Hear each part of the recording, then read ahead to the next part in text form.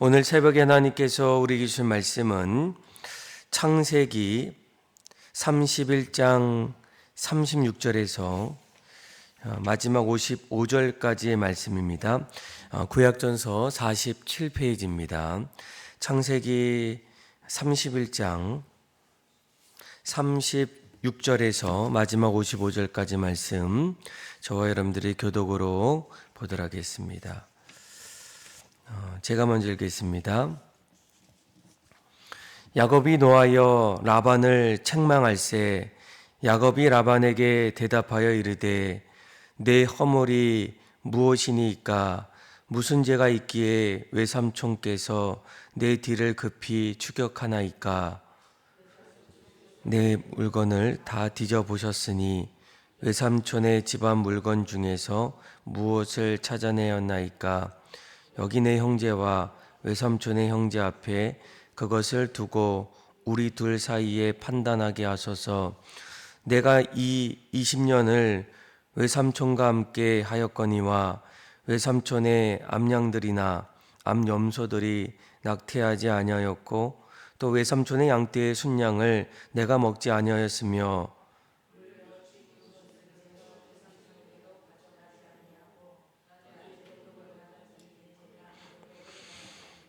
외삼촌이 그것을 내 손에서 찾았으므로 내가 스스로 그것을 보충하였나이다. 내가 이와 같이 낮에는 더위와 밤에는 추위를 무릅쓰고 눈 붙일 겨를도 없이 지냈나이다.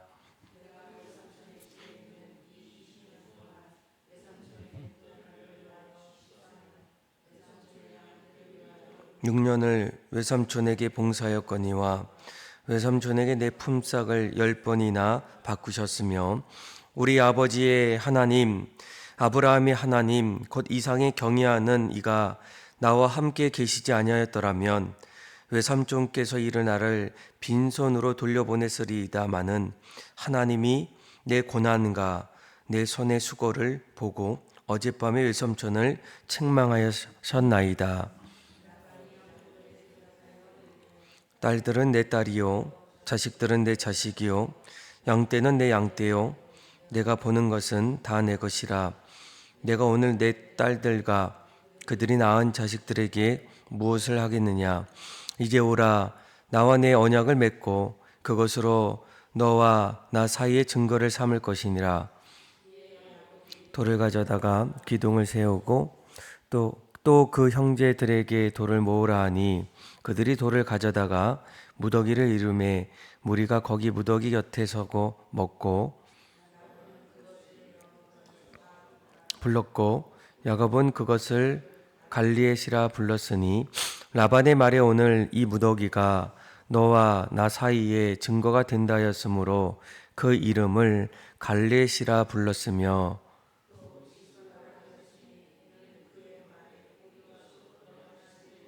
여호와께서 나와 너 사이를 살피시옵소서 함이라. 만일 내가 내 딸을 박대하거나 내 딸들 외에 다른 아내들을 맞이하면 우리와 함께할 사람은 없도다. 보라, 하나님이 나와 너 사이의 증인이 되시느니라 함이었더라.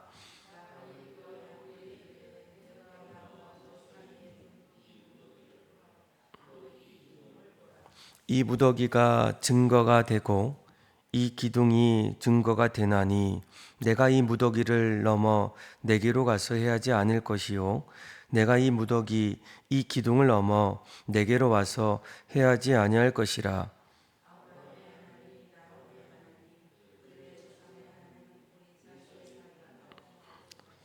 야곱이 그의 아버지 이삭의 경외하기를 이를 가르쳐 맹세하고 54절 그리고 55절 같이 읽겠습니다. 야곱이 또 산에서 제사를 드리고 형제들을 불러 떡을 먹으니 그들이 떡을 먹고 산에서 밤을 지내고 라반이 아침에 일찍이 일어나 손자들과 딸들에게 입맞추며 그들에게 축복하고 떠나 고향으로 돌아갔더라. 아멘. 여러분들은 인생 속에서 때로는 억울함을 또 가질 때가 아마 있을 겁니다.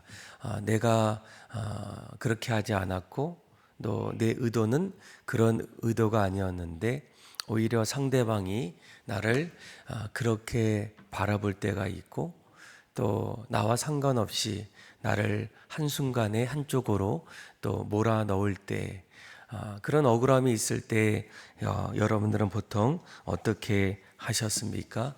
아마 사람들은 이런 억울한 일이 찾아오면 가장 먼저 자기를 해명할 때가 있어요. 내가 그렇게 하지 않았고 나는 그 자리에 있지 않았다라는 거예요. 또 어떤 사람들은 그 억울함 앞에서 자신의 분노를 표출할 때가 있어요. 오히려 감정을 드러내면서 내가 하지 않았던 그 자리에서 왜 나에게 그렇게 이야기하고 또 평가할 수 있을까? 또 어떤 사람들은 그런 억울함 속에서 아무 말도 하지 않고 또 자신의 감정을 내 마음속에 쌓아둘 때가 있습니다. 오늘 우리가 읽었던 이 창세기 31장 야곱이 드디어 자신의 그동안 억울했던 감정들 또 마음속에 두었던 그 감정들을 이제 자신의 이제 장인이죠. 외삼촌 라반에게 해명하기 시작해요. 오늘 우리가 방금 읽었던 이제 36절이죠. 36절에 보게 되면 야곱이 노하여 라반을 책망하고 또 야곱이 라반에게 대하여 이르되 내 허물이 무엇이나이까 무슨 죄가 있기에 외삼촌께서 내 뒤를 급히 추격하나이까 라는 거예요. 아마 이 두 사람의 관계는 이제 장인과 사위의 관계입니다. 보통 우리가 뭐 장인이 사위를 향해서 때로는 뭐 책망할 수도 있고 또 뭐라고 이야기할 수 있는 그런 모습인데 오늘 말씀은 이제 정반대의 모습이에요. 늘 장인의 이야기를 듣고 또 따라가는 그 사위 야곱이죠. 그러니까 야곱이 이제 장인을 바라보면서 화가 나기 시작했고 또 그동안 쌓였던 그런 감정들을 하나하나 이렇게 장인 앞에서 풀기 시작해요. 어떻게 보면 사위가 장인에게 그렇게까지 노하면서 이야기할 수 있을까? 그러니까 그런 마음이 들 수도 있지만 우리가 그동안 라반과 그리고 야곱 사이에 있었던 그런 여러 가지 일들을 바라보게 되면 아마 오늘 말씀은 그럴 수도 있겠다. 아니 그렇게 해도 괜찮겠다라는 그런 마음을 가질 수가 있습니다. 여러분 그동안 야곱이 라반 앞에서 쌓였던 그런 억울함 또 여러 가지 감정들이 무엇이었을까? 아마 우리가 그동안 창세기 말씀을 하나하나 보게 되면 이 장인이 사위 야곱에게 지속적으로 속이는 그런 어떤 불공정한 모습들을 보게 돼요. 야곱이 이제 외삼촌 라반이죠. 그의 가정에 딸 라헬을 한순간에 마음에 두었고 또 그와 결혼하기를 원했을 때 라반이 뭐라고 얘기합니까? 우리 가정에서 열심히 일하라는 거예요. 그래서 야곱이 7년 동안 라헬을 얻기 위해서 열심히 일하게 됩니다. 그러니까 7년이 지나고 난 이후에 당당하게 이제 라헬을 주십시오. 그래서 밤에 라헬과 동침했는데 다음날 눈을 떠보니까 라헬이 아니라 그녀의 언니였던 레아였어요. 아마 야곱이 그 모습을 알았을 때 얼마나 마음이 억울하고 또 배신의 마음이 들겠습니까? 그래서 다시 7년 동안 열심히 일하게 돼요. 그러니까 오늘 본문을 보면 41절이죠. 41절에 보게 되면 이렇게 얘기하죠. 내가 외삼촌의 집에 있는 이 20년 동안 외삼촌의 두 딸을 위하여 몇 년을 지내게 됩니까? 14년을 열심히 이랬다라는 거예요. 그리고 또 한 가지 그 다음에 보니까 외삼촌의 양떼를 위하여 6년을 외삼촌에게 봉사하였는데 외삼촌께서는 내 품삯을 10번이나 바꾸셨다라는 거예요. 이제 한 가정의 식구가 되어서 장인을 위해서 또 딸들을 위해서 열심히 일했는데 그의 장인은 야곱에게 어떻게 합니까? 그를 속였다라고 얘기해요. 7년 동안 열심히 일했고 또 더해서 7년을 열심히 일했는데 여전히 그를 믿지 못하고 또 그의 가정을 위해서 또 10번이나 이 사위를 속였던 그런 일들. 그리고 오늘 본문을 또 보게 되면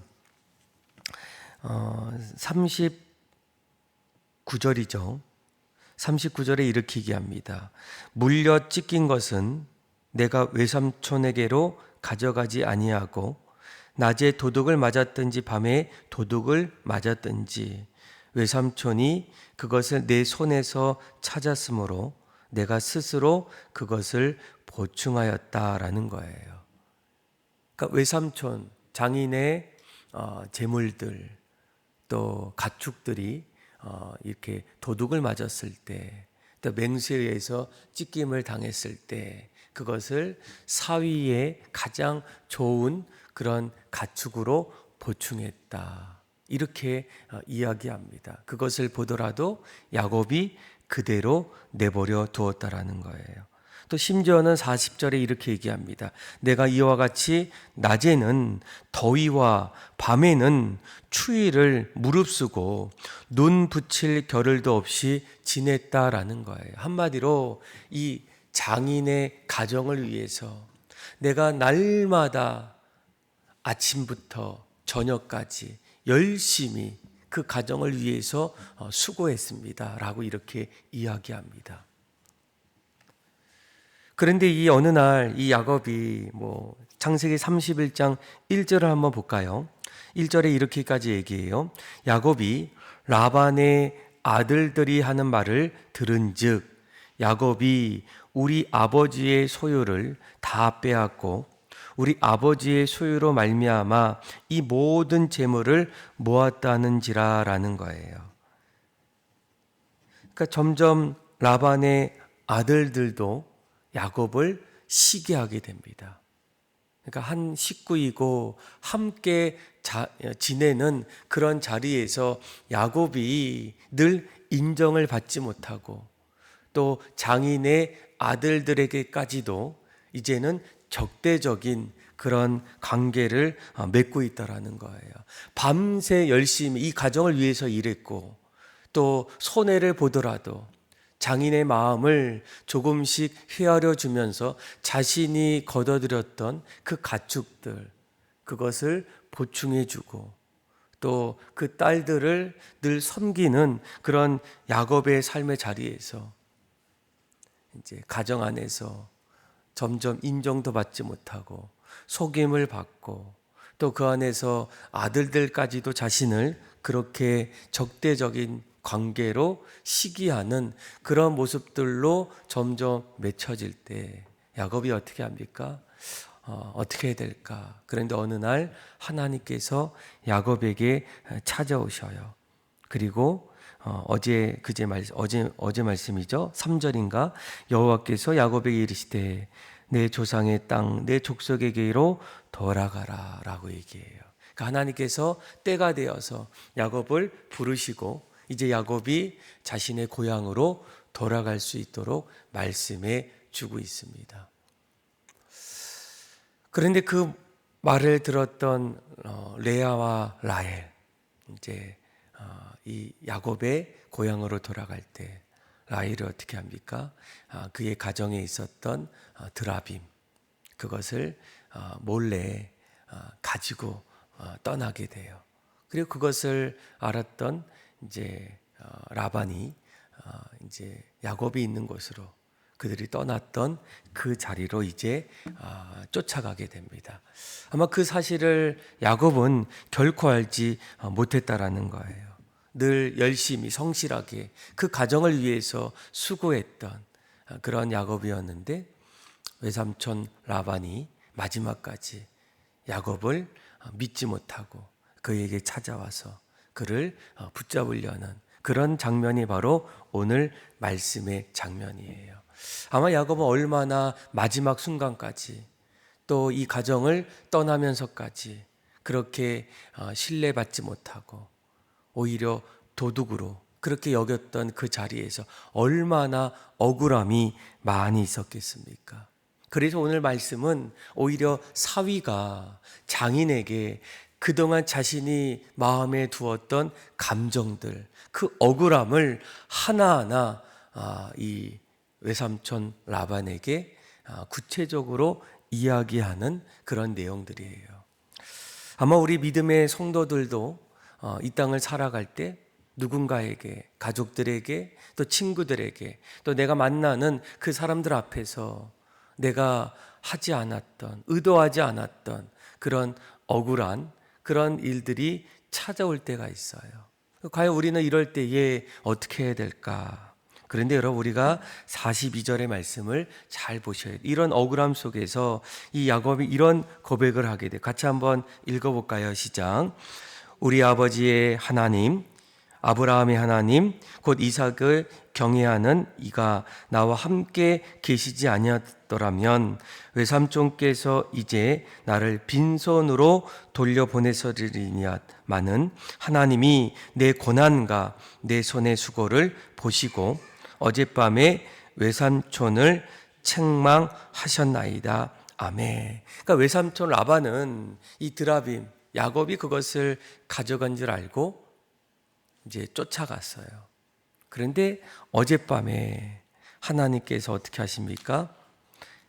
라반의 그 자리에 꿈속에 찾아오셔서 말씀해 주고 있어요. 어제 말씀 보면 29절이죠.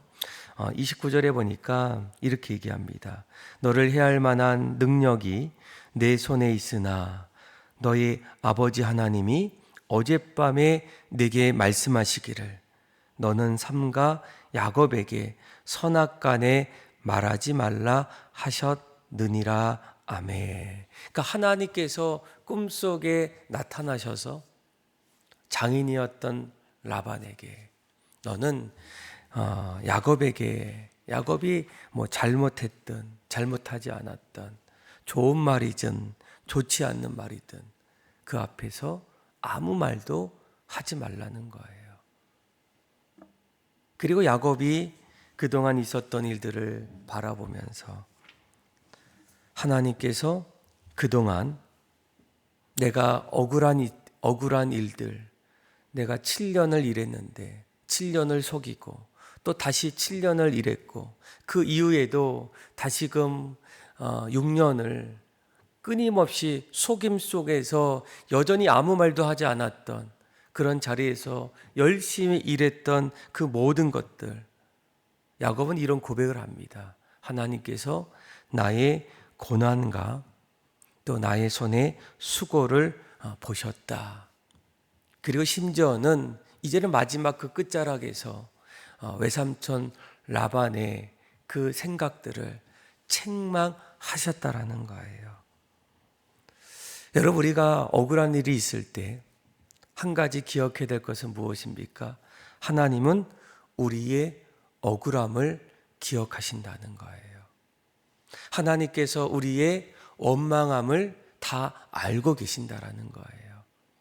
그러니까 야곱도 얼마나 억울한 일들, 속상하고 또 그것을 자신의 어떤 분노로 끊임없이 표출하고 심지어는 생각하지 못했던 그런 일들이 일어날 법했던 그런 순간에도 야곱이 견디면서 그 자리에서 늘 성실하게 자신의 역할을 했던 이유가 무엇입니까? 하나님께서 내 인생을 보시고 나의 억울함까지도 하나님께서 아신다라는 거예요.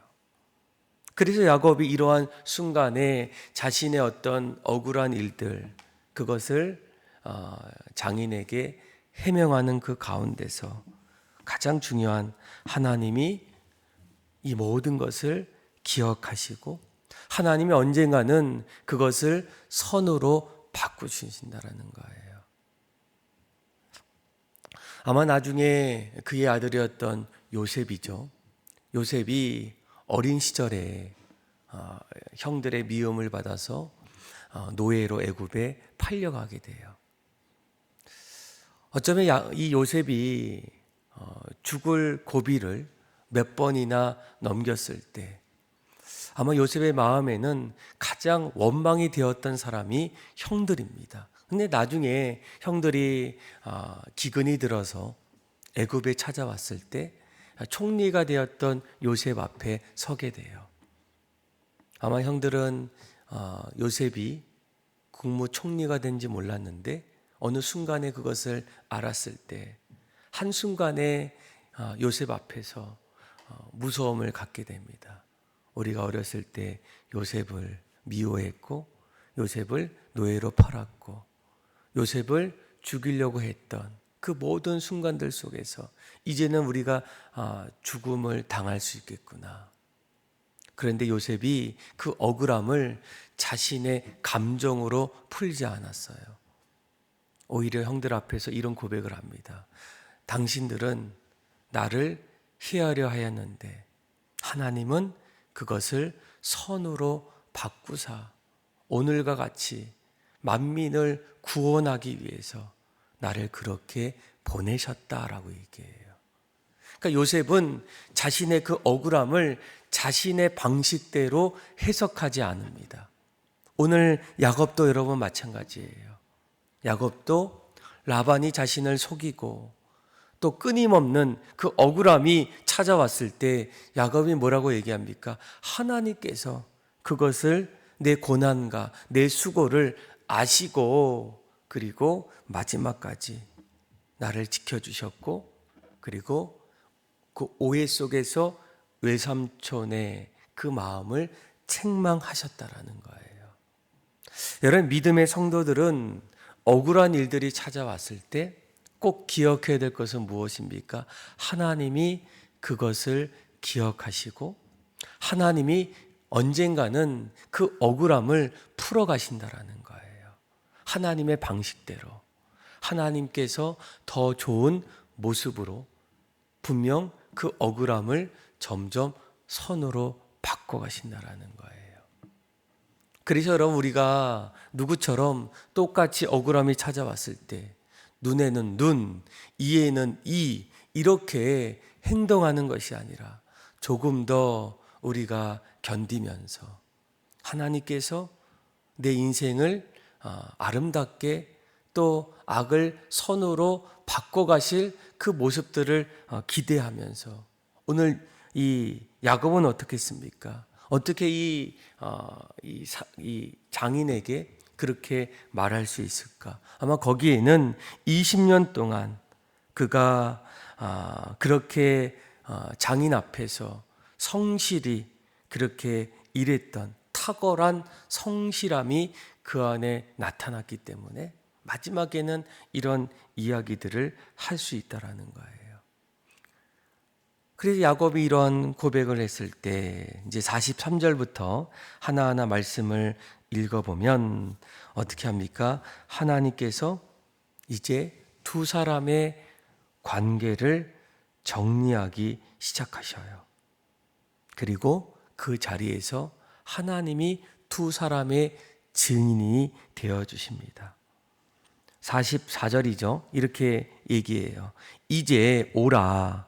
나와 내가 언약을 맺고 그것으로 너와 나 사이에 증거를 삼을 것이다 라는 거예요. 그래서 야곱이 돌을 가져다가 기둥을 세우고 또 형제들 앞에서 돌을 가져다가 거기에서 서로가 이제 증거로 함께합니다. 그리고 49절을 보세요. 또 미스바라 하였으니 이는 그의 말에 우리가 서로 떠나 있을 때에 여호와께서 너와 너의 사이를 살피옵소서 함이라 라고 얘기해요. 그리고 50절 말씀 한번 읽어볼까요? 시작. 만일 내가 내 딸을 박대하거나 내 딸 외에 다른 아내들을 맞이하면 우리와 함께할 사람은 없어도 보라, 하나님이 나와 너 사이에 증인이 되시느니라 함이었더라. 아멘. 그러니까 하나님께서 야곱과 그리고 라반의 그 가정, 그 두 사이에 서로 언약을 맺었는데 하나님께서 그 사람들의 사이에 증인이 되어주셨다라는 거예요. 그러니까 하나님께서 기억하셨고 하나님께서 그들이 언약을 세우실 때 그 언약이 날마다 이뤄갈 수 있도록 그 두 사이에 하나님이 증인이 되어주셨다라는 거예요. 그리고 마지막 끝절 말씀을 보게 되면 두 사이가 사실은 껄끄럽고 20년 동안 점점 억울함 속에서 금이 가고 깨지는 그런 관계 속에서 하나님이 어떻게 하십니까? 그 관계를 정리하시고 오히려 평화로운 그런 모습으로 두 사람을 축복하는 관계로 바꿔주셨어요. 우리 한번 55절 말씀 같이 한번 54절부터 한번 읽어볼까요? 시작. 야곱이 또 산에서 제사를 드리고 형제들을 불러 떡을 먹이니 그들이 떡을 먹고 산에서 밤을 지내고 라반이 아침에 일찍이 일어나 손자들과 딸들에게 입맞추며 그들에게 축복하고 떠나 고향으로 돌아갔더라. 아멘. 그러니까 그들의 관계는 해피엔딩으로 끝나게 돼요. 처음에는 그의 사위를 어떻게 해서든 잡아서 좀 응징하려는 그런 마음이 있었고 또 그런 모습을 보았던 야곱이 그동안 쌓였던 모든 그런 억울함들을 표출하고 너무나 답답해서 응어리졌던 것들을 하나하나 뱉으려는 그런 자리에서 하나님께서 두 사람의 관계를 어떻게 하십니까? 서로 축복할 수 있는 서로 평화로운 관계로. 그래서 그의 아들이었던 요셉이 나중에 고백했던 당신들은 나를 해하려 하였는데 하나님은 그것을 선으로 바꿔주셔서 우리를 구원해 주시고 우리를 더욱더 번성케 하시는 그런 모습으로 하나님이 바꾸셨다라는 거예요.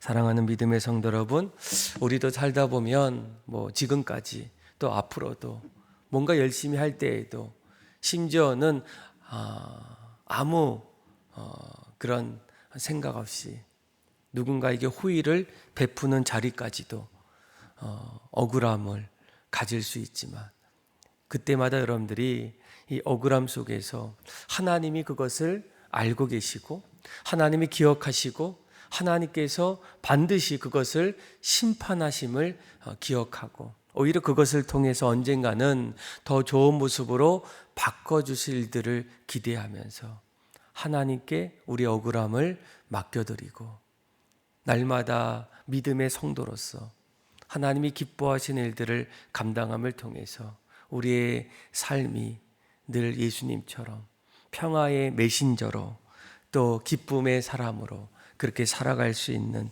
저와 여러분들의 삶이 다 되기를 주님의 이름으로 축원합니다. 기도하겠습니다. 하나님 아버지, 우리도 살다 보면 억울하고 또 답답한 그런 인생을 맞이할 때도 있지만 그때마다 누구처럼 나의 억울함을 표출하고 또 이에는 이로 반응하기보다는 주님께서 반드시 그 자리를 기억하시고 오히려 악을 선으로 바꿔주실 그 일들을 기대하면서 늘 주님이 기뻐하시는 믿음의 성도의 삶을 한 걸음 한 걸음 걷게 하여 주옵소서. 가정에서도 일터에서도 삶의 자리에서도 주님의 향기가 넘쳐나게 하여 주셔서 하나님의 영광이 그 자리에 가득한 삶이 되게 하여 주옵소서. 예수님의 이름으로 기도합니다. 아멘.